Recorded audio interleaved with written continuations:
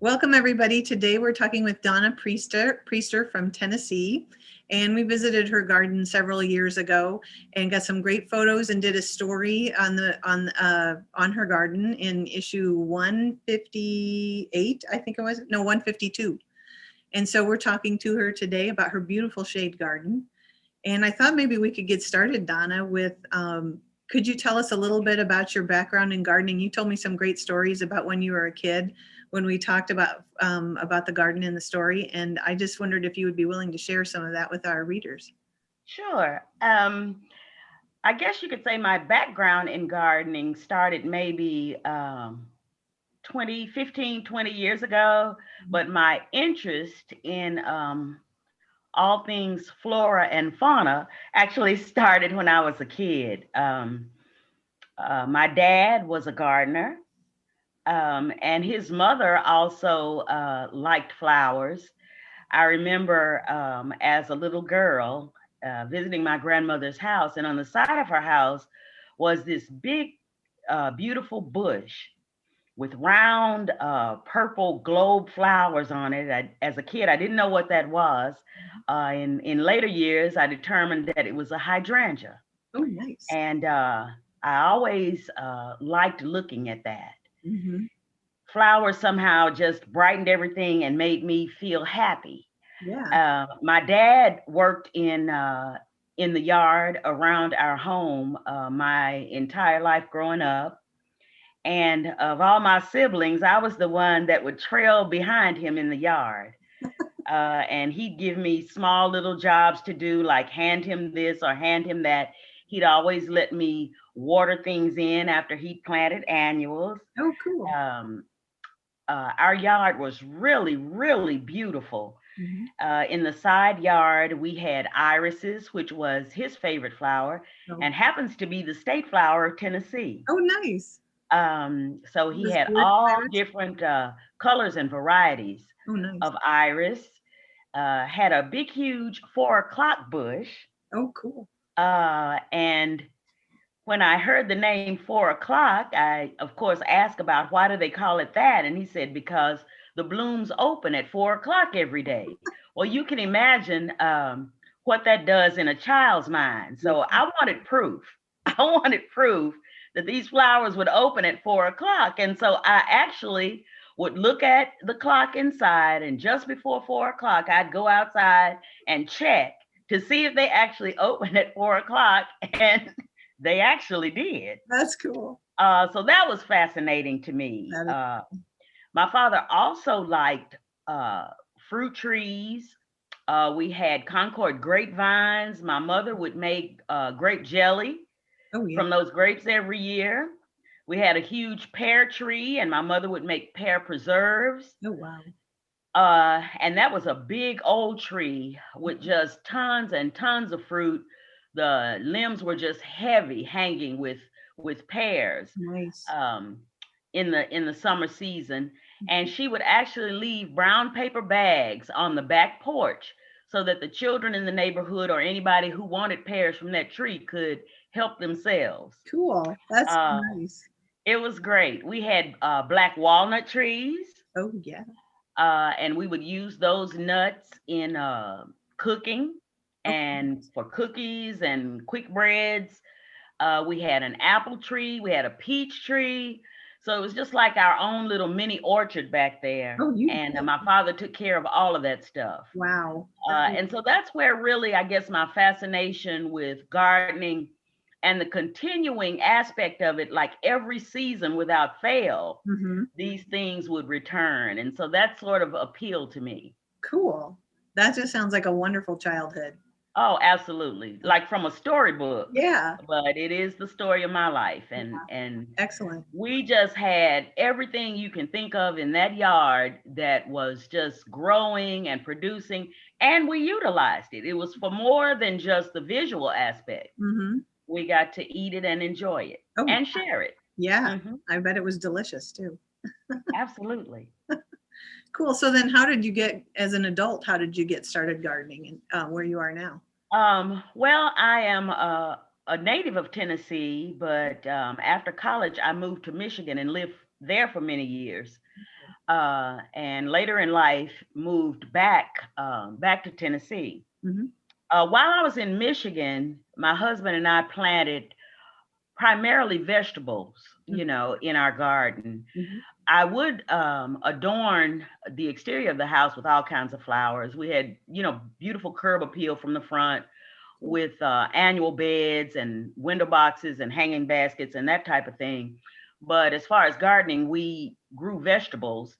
And it seems like each year we'd have to dig up a little more space to add to that garden because it produced so much that we shared with family members, and we would go to church every Sunday with bags of vegetables, tomatoes and bell peppers and greens of all kinds. And so the people in our congregation would sort of wait for us to get there to see what we'd bring each week. Mm-hmm. Once we relocated back to Tennessee, different climate zone. Oh yeah, for sure. The summers last, the warm season is a lot longer here. Mm-hmm. The cool season and the winter season is much, much shorter. Mm-hmm. So I had to sort of educate myself about the types of garden plants that would thrive in this climate zone. Yeah. A lot more humid here. Mm-hmm. And usually each season there's a period of weeks of semi-drought. Oh, okay. We do get the spring rains, but then when summer and heat really set in, you can have extensive periods where it's kind of dry. So we had to kind of educate ourselves about that. What USDA zone are you again? We're now in zone 7. Okay. And that sort of has changed, I guess, within maybe the last 10 years, because we used to be in 6A. Okay. And so now we're pretty strongly in zone 7. Okay. Our winters are shorter, mm-hmm. and our summers are longer. So something has kind of changed, mm-hmm. but it's been going on for a while now. So we've acclimated to that. Excellent. That's great. Mm-hmm. I decided to really find out what I needed to do to have success in gardening here.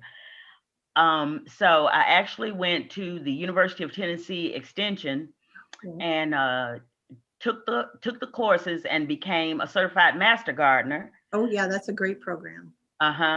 And you find out all kinds of information that you can apply to your own situation and your own backyard. Yes. So that's what I did. And we're listening. One year we attended a lawn and garden show. Oh yeah. And as you know, for those, you have a lot of your gardening clubs and gardening societies that have booths and exhibits at those kind of events. And so I ran across some members of the Middle Tennessee Hosta Society. Oh yeah. And found out that was a great plant for the shady conditions that existed in my backyard. Yeah, because you must have had quite a change. If you were growing vegetables before, you must have had a lot more sun, and now you're absolutely more shade. Very, very little sun, dappled shade. We had sun kind of filtering through the canopy of leaves, but mostly shade. And so that was a completely different landscape for us. Yeah. But according to just that conversation I had with the people at that booth at the Middle Tennessee Hosta Society, found out that plant would probably do well in the conditions that we were given. And of course, in any garden, you have to accept whatever conditions you're given. And that's your starting point, because you can't change that. But you can find something that will be suitable. And that's what we did. And I actually joined the Hosta Society. Oh, great. And boy, little did I know how far that would take me. Yes, because weren't you the president of that for a while? Is that right? I actually was not the president, but I do sit on the board, and I've been secretary, I've been treasurer. I kind of did not want to take on all of the responsibility of being the president. But I've been very active as a member in that organization for many years now. Nice. Well, yeah, hostas are a great plant. They are. They're tried and true, and believe it or not, so much variety in the same species of plant. Yes, that's amazing to me too. Yeah. And for a shade garden, that's what you go for. It's not so much flowering. You Mhm. do get minimal flowering, Yeah. but you're basically limited Hmm. in terms of the flowering capacity, unlike a sun garden would give you. Right. So we have one area in the back that does get sun, Hmm. enough to support, say, daylilies, Oh, yeah. irises, and a few other bedding plants and tried and true perennials. And we plant those on that area, just along one edge of our yard. Hmm. But the majority of it is under the canopy of a 300-year-old chinkapin oak, Mm, and that is so it cool. provides dapple shade, so we get a little bit of sun filtering through. Yeah. But by and large, it's a shade garden. So what are some of the other plants that you have found that do really well with your hostas, like that make nice combinations? Um, we have just tons and tons of ferns. Oh, yeah, sure. That's a beautiful plant, and there exists lots of variety and types of ferns Mm-hmm. that are available. Mm-hmm. Where our home is located is in a semi-rural area. Oh, okay. We have a beautiful running creek Mm-hmm. that separates our property. The other side of the creek is just an untouched woodland. So we have actually dug up native ferns that have come up on our property over there and brought it to the garden side of the creek. We also have Solomon seal. We love that. Yeah. And I have several varieties of that. Started out with just the normal Solomon seal that most people are familiar with, Mm-hmm. that is variegated and about 2 feet tall. Mm-hmm. Um, Lovely little waxy cream color blooms that come up every spring. Mm-hmm. But I later found out about some other species of Solomon seal that by and large are solid green. There's one that I, about 3 years ago, discovered called ruby slippers. Ooh, And the stems on that Solomon seal are a purplish red color. So that's interesting. nice. There's a species I have that is dwarf or miniature, very tiny, Oh, but cute. has the same bloom habit Uh-huh. as the big plant. And then I have one variety that is from China, Hmm. and it actually stays evergreen. Oh, nice. Yeah. It survives our winters here in the South and remains green Yeah. throughout the winter.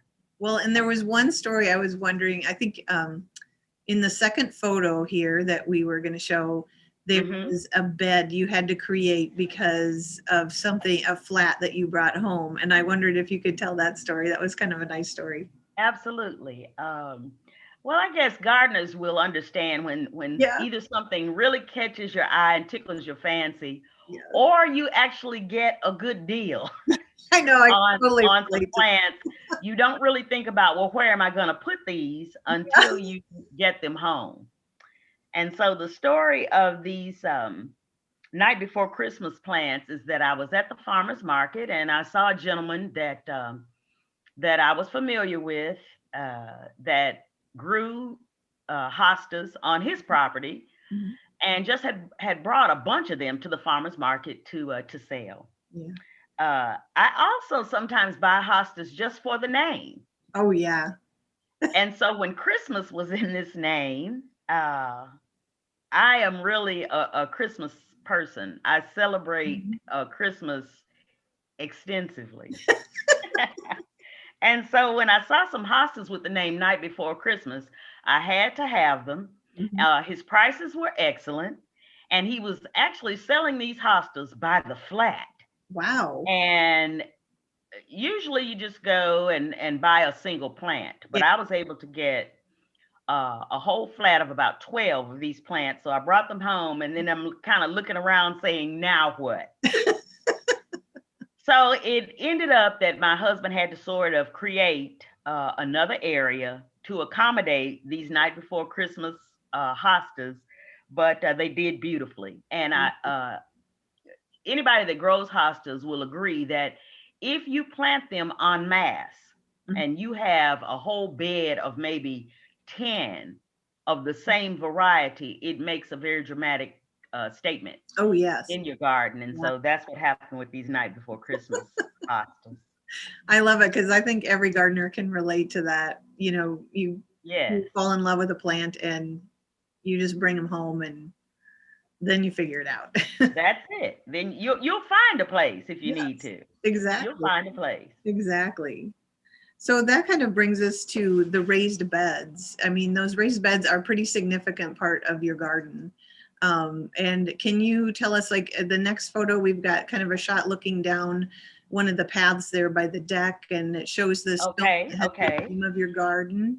Mm-hmm. Can you tell us about the raised beds, like how they, you have a lot of trees in your yard. I assume tree roots are kind of a challenge for you. Yes, tree roots are a big challenge, particularly a tree that's 300 years old, you don't want to do any damage to. Right. Um, and also, a tree that large and that old is top dog in the yard. When it rains, that's where your water and moisture is going to go first. Mm-hmm. Those roots that extend for that distance are going to drink every bit of water as it falls. Mm-hmm. So what we did was create more or less island beds. We wanted to go with a look that accommodates and complements the rustic view in our backyard. It's wooded. Mm-hmm. There's a natural creek running. So we didn't want anything that looked too fancy or too contrived. And so we created island beds um, with rock and stone, primarily from the creek bed. Mm-hmm. My husband would go down in the creek and bring boulders up, Mm-hmm. and we made island beds throughout the yard. And so what we do is create a shape with these rocks Mm-hmm. and then add dirt inside of those rocks. Most of the rocks are somewhere between 9 and 12 inches Mm-hmm. of additional soil and soil amendments Okay. and dirt that has to be added to create these beds. Mm-hmm. So that's how my husband basically does it. Sometimes he'll even get the hose and Oh, outline and lay out a shape. a space. Yeah. And then we add the rocks and then add the dirt and then the plant so that we don't have to actually dig down so much. He may dig maybe 4 inches, Mm-hmm. if that, Yeah. to just loosen the soil that exists on the ground. Oh. And then we add other soil on top of that and Do then plant. you just use topsoil, or is it compost too, or do you have any formula with that? Not just topsoil. We pretty much try to amend before we plant, because once you put the plant in, it's kind of difficult Mm-hmm. to add the nutrients that you need. You can always fertilize, but if you start with a really good substrate of topsoil, sometimes depending on the plant, sand, a little bit of sand for drainage. Uh-huh. And we like to use composted horse manure. Oh, yeah, sure. There's a number of things you can use in terms of natural things Mm-hmm. to increase the vitality of the plant and that the roots can really benefit from. Sure. So we do that. We also use, say, peat moss. Mm-hmm. We do create compost from all of the leaves that fall in our own yard and table scraps and things like that. My husband has his own little composting area. So we'll add a little bit of that to it and we mix everything up in a wheelbarrow and then dump it into the bed. It's like you're making your own recipe there. Well, yeah, it is. And I guess no two beds are really identical because we're not so much measuring, but we do realize we know the consistency. Yeah. After all these years, we know the consistency that will work. And so that's what we try to include. Sure. And also just what we have in the shed that maybe was left over from last season. If we have more composted horse manure, Mm-hmm. we'll use that. If we run out of that, we may use cow manure Oh, compost, that's good. but we do use something that's going to increase the nutrient value Oh, good idea. in the soil and get all the plants off to a good start. Yeah, like a little bit of Mhm. this and a little bit of that, and Yes, when it seems yes, right, you toss it in, right? there you go. Yeah, good deal. So, and then one thing too is like with hostas, there is a lot of variety, but also there's sort of a general leaf shape is very similar, but you still have a lot of interest going on in the garden that I think you Yes. can see in that fourth photo that we Mhm. have here.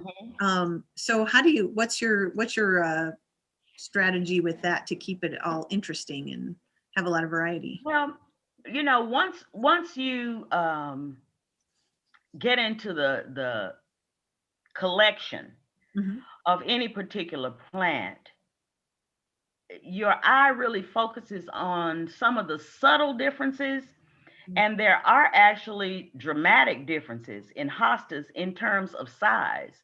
You Oh, yeah. have some that are miniature, that are very tiny. Hmm. Um, Maybe the whole clump would be no wider than 4 to 6 inches. Hmm. You have other varieties of hostas that one leaf may be 12 or 14 inches Yeah. across. So the clump itself is bigger than a small child. Mhm. It's just huge. Yeah. So you have lots of variegation. Some is green and white, some is green and darker green, Hmm. some is limey green and blue. Yeah. So once you get into that particular plant, you come to realize there is an amazing amount of variety in terms of both color, Hmm. size, texture. Hmm. Some is corrugated and crinkly. Some has ripples and waves on the edge of the leaf. They call it a pie crust leaf. Oh, yeah. Some leaves are elongated and thin. Some are actually cupped. Yes. And I could go on and on. So Yeah. there is actually an amazing amount of variety Mhm. uh, in just that one species of plant. Yes. And that's what people see when they come in your garden. If they're not really very well acquainted with hosta, Hmm. they say, "Wow, look, this is the same plant, but look how many different Oh, shapes and colors and sizes mhm. that there are," and that sort of adds a lot of interest. Yeah, exactly. Oh, that's what I love about hostas. But I noticed too that you've got like a beautiful Japanese maple in that bed, and that just seems like Hmm. a neat way to complement the hostas there. Do you? It seems like now. Did you say you have several Japanese maples? Is that something you've also We do. added? Yes, we have a few. I think at last count we have about 12. Oh, I think we yeah. have about 12.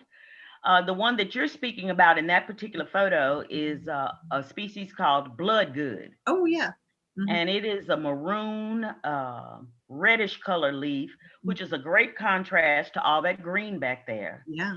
It's also the perfect tree because it is considered to be an understory tree, Oh, meaning that it thrives under the canopy of a much larger tree. excellent. Yeah. So we have a couple of those, actually about 3 or 4 blood goods planted underneath the canopy of that big oak. Hmm.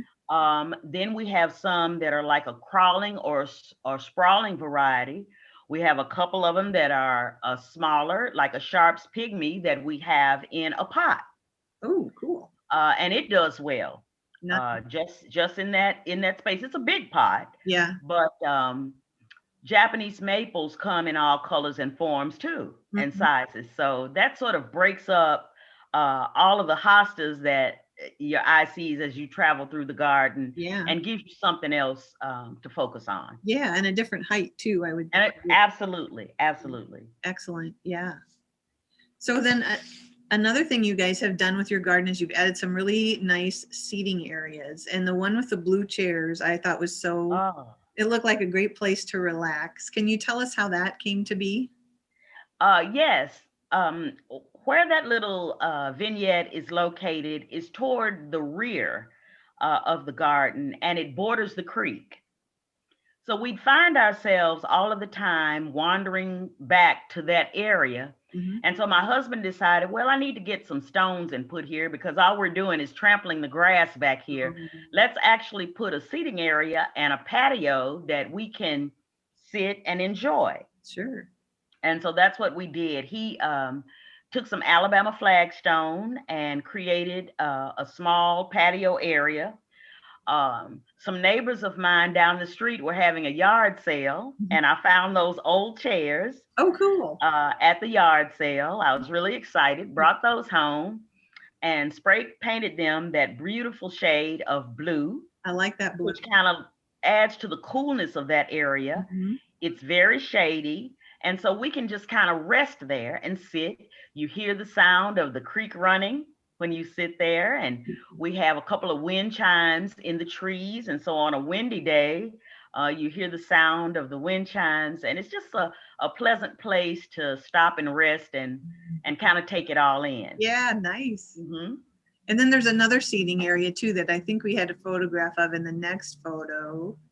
With is that near the entrance to the garden? Did you say, or That is just off from the entrance. You enter the garden, and then directly ahead of you and a little bit to the right Mhm. is another walking path. Okay. And so that leads you to the path that kind of goes around some of the other hostas. And there's a big, huge bottle brush buckeye that sits in an island bed right there. And that path leads you to that area. Mm-hmm.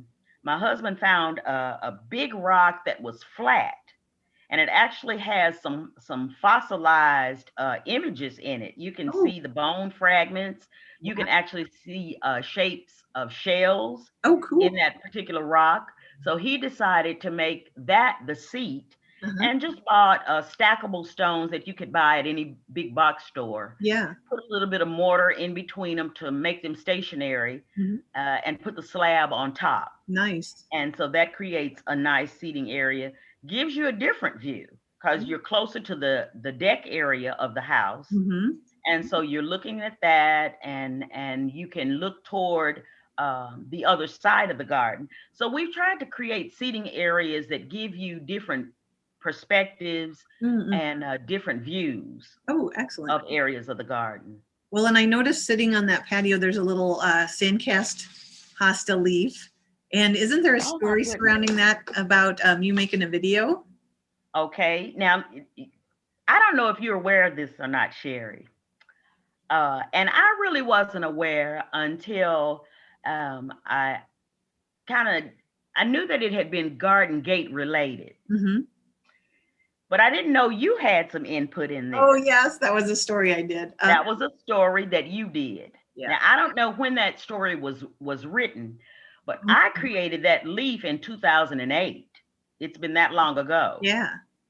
So the article was written at least at that time or earlier. It might have been. It was a long time ago. It was a long time ago.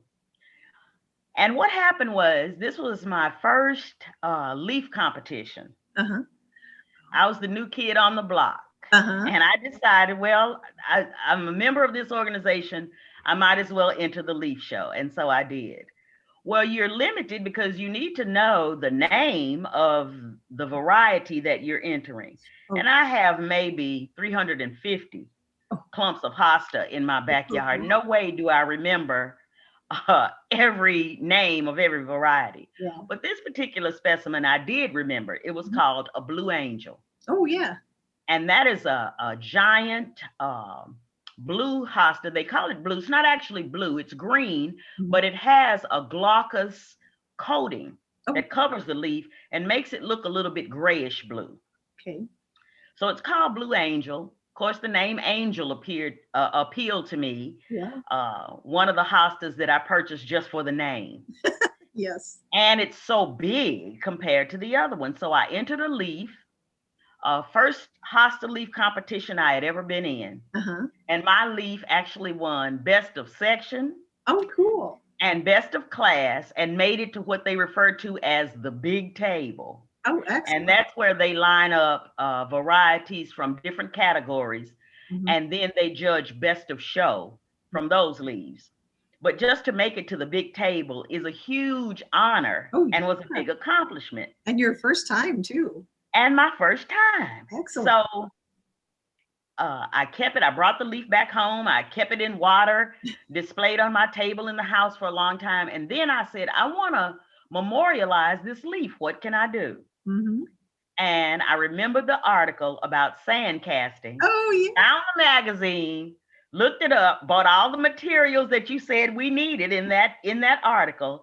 And I actually created that leaf in 2008. Oh, cool. To memorialize my first win in a leaf competition. Oh, that is the neatest story. I didn't know that one. That is so cool. Yes, that's true. That's exactly how that happened. That's excellent. Excellent. And it's still back there. That's that leaf is still in the garden. It's lasted all these years. Oh, good. Because some of mine have broken. And our local public television station came through, and the woman who first interviewed me saw that leaf and said, why don't we do another segment on your leaf casting and show our viewers how to create that? And so we did that. Mm-hmm. And that actually went viral. I was just shocked. There were well over 1 million views of that segment. Oh, go Donna. I've been asked from other gardening clubs to come and show their members how to do it. And so I've even done that. So Sherri, we owe you a note of thanks. Oh, well, for bringing that to our attention and giving us all the tools we need to make art for our own gardens. Oh, that's great. Well, that is something we like to do here at Garden Gate, is give people the tools they need to create beautiful gardens. So absolutely, we could do that. You do a great job. Oh, thank you. Thank you. Well, it looks like we're kind of running out of time here, but I did want to actually do one quick last, show people your deck, because it's really pretty. And you have, like, that's a place where you guys hang out and enjoy the evening or something? And we do. It looks like a nice any time of the day. Part of it has a canopy over it and it's covered, so we even sit out there when it's raining. Sweet. It's just a nice place where we can gather with family and friends, cookouts. Great. Just whatever we want to do, just sit there and relax. It's just a nice space. Yeah, it sounds like it. You either sit and enjoy the garden or stand up and get a panoramic view. Yeah, I like that. Of the whole situation. Yeah. Great. Well, I guess we're running out of time now, but I thank you, Donna, so much for spending time with us here today and talking about your garden. It has been my pleasure. Yes, it was great. Thank you, Sherri. You are welcome, and you have a wonderful day. I will, and you do the same. Hi, I'm Jack from Garden Gate Magazine. I hope you enjoyed our video. Be sure to check out our YouTube channel and press the bell to get notified each time we upload a new video. You'll get content with useful gardening tips, design ideas, and how-to help for all levels of gardeners. Follow us on all our social platforms and visit our shop. See the list below. Thanks for watching.